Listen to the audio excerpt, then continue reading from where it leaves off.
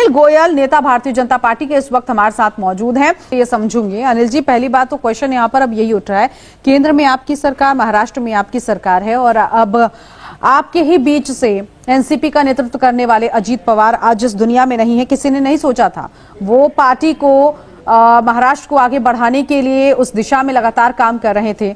सबसे पहले आपका रिएक्शन, और जिस तरह से समाजवादी पार्टी के नेता की तरफ से ये क्वेश्चन रेज किया जा रहा है कि जब एक विमान ऑलरेडी पहले ही उस कंपनी का विमान दुर्घटनाग्रस्त हो गया, तो अब ऐसा क्या कारण था कि उसको फिर से संचालन में लाया गया जिसकी वजह से ये बड़ा हादसा हो गया। ये प्रफुल्ल साहब से भी समझूंगी कि जब भी किसी कंपनी का विमान पहले ही दुर्घटनाग्रस्त हो जाता है तो उसकी सिक्योरिटी, उसकी सेफ्टी पे कितने क्वेश्चंस उठते हैं और फिर आगे कैसे उस सेफ्टी को पुख्ता किया जाता है जिसके बाद ये डिसाइड किया जाए कि इस विमान को फिर दोबारा उसका संचालन होना चाहिए नहीं। खैर उनसे मैं समझूंगी, लेकिन अनिल जी आपका कमेंट।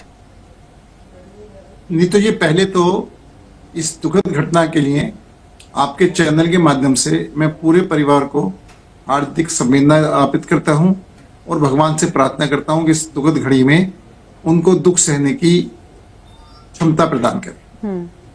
दूसरी बात, मेरे भाई ने सारे नाम लिए, लेकिन संजय गांधी भी विमान दुर्घटना में हुए थे, उसका भी क्या रहा। सही मायनों में विमान दुर्घटनाएं हमें लगातार होती रहती हैं, लगातार उनकी जांच होती है, जो रिजल्ट आते हैं वो हम तक पता नहीं चलते, लेकिन कहीं ना कहीं जिनको पता चलनी चाहिए चल जाती है। मैं एक बात से बिल्कुल इत्तेफाक नहीं रखता कि अभी अखिलेश यादव जी का बयान मैंने सुना था, उन्होंने कहा था कि वीआईपीओ के साथ ऐसी घटना ना हो।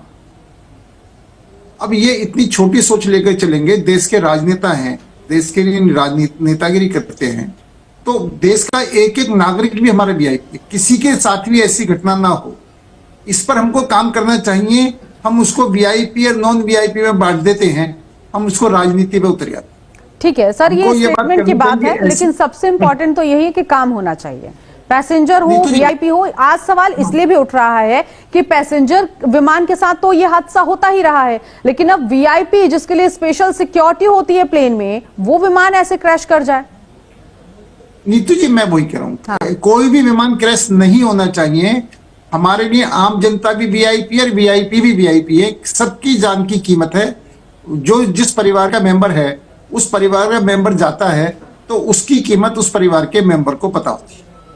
और जहां तक जांच का सवाल है, जांच फौरन जांच बैठा दी गई है, दोनों संस्थाएं लगातार जांच कर रही हैं। दूसरी बात, जो ब्लैक बॉक्स मिलेगा, तो ब्लैक बॉक्स मिलने के बाद में बहुत सी चीजों का अपने आप ही पता चल जाएगा कि ब्लैक बॉक्स कैसे, इसके किस कारण हुआ, कैसे हुआ, क्यों हादसा हुआ। आपसे पूरा एविएशन मिनिस्ट्री है इस वक्त सवालों के घेरे में आ गया, और ना सिर्फ आज का मामला और ना सिर्फ विजय रूपाणी का मामला, इन दोनों ही इंसिडेंट में अगर बीच में देखें तो इंडिगो का मसला भी खूब उठा, एयर इंडिया का भी मसला उठा कि किस तरह से हड़ताल हुई, हो हल्ला हुआ, पैसेंजर परेशान हुए, एयर इंडिया ने मनमानी की, सब कुछ चला। कुल मिलाकर इसका सार ये है कि एविएशन मिनिस्ट्री इस वक्त उसकी लगातार इस तरह की लापरवाहियां सामने आ रही है। तो ये कब तक चलेगा? और इस पर सिर्फ यही बात की जाएगी, ब्लैक बॉक्स मिलेगा, जांच की जाएगी, ब्लैक बॉक्स मिल गया है, जांच हो गया, और जो लोग जिंदा नहीं है उन पर आरोप लगा दिया जाए।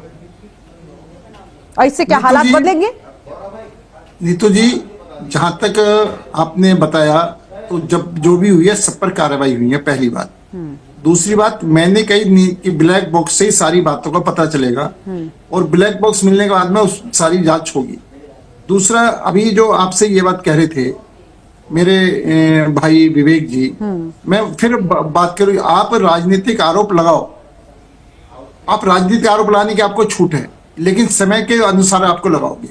अभी ये मानवीय गलती है, या मौसम खराब होने की वजह से ऐसे हुआ है, या कोई टेक्निकली गलती है, तो वो निश्चित तौर पर जांच के बाद में पता चलेगा। जैसे मानो उसी टाइम मौसम का खराब होना, विजिबिलिटी का मतलब बहुत कम होना, तो वो इस बात को दर्शाता ही किस वजह से मतलब ये दुर्घटना हुई। वो बिल्कुल जांच का विषय है, जांच के विषय पर जांच आने के बाद में कोई आरोप लगाना तो उचित है, लेकिन बिना किसी जांच के, बिना किसी बात के आप आरोप लगाओ, राजनीति करने के लिए आरोप लगाओ, तो ये कोई अच्छी राजनीति नहीं है। इसको आप सिर्फ राजनीति करने के किस आधार पर आरोप लगा रहे हैं? क्या कोई इनके पास आधार है? अभी तक पता कुछ नहीं है। बिना पता होने के बाद में आप बिना बातों के ऊपर आरोप लगाओ, संभावनाओं के ऊपर आरोप लगाओ।